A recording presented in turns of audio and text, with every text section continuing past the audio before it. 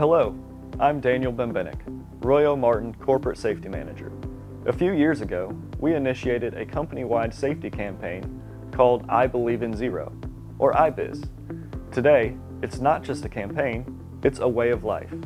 We believe every incident is preventable and that every person on this site is responsible for his or her own safety, health, and environmental impact. We also believe that every task on this site can be completed safely.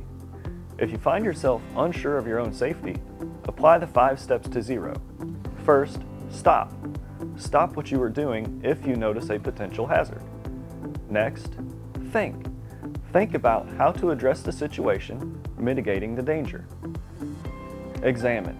Carefully examine the recognized hazard or upset condition. Pursue.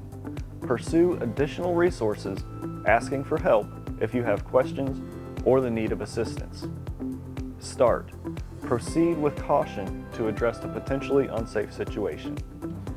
Any questions you have about safety, health, and the environment should be addressed to your supervisor immediately. If you see an unsafe condition, say something.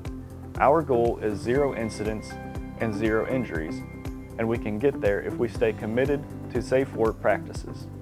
Remember, apply the 5 steps to zero, and let's all get home safely today.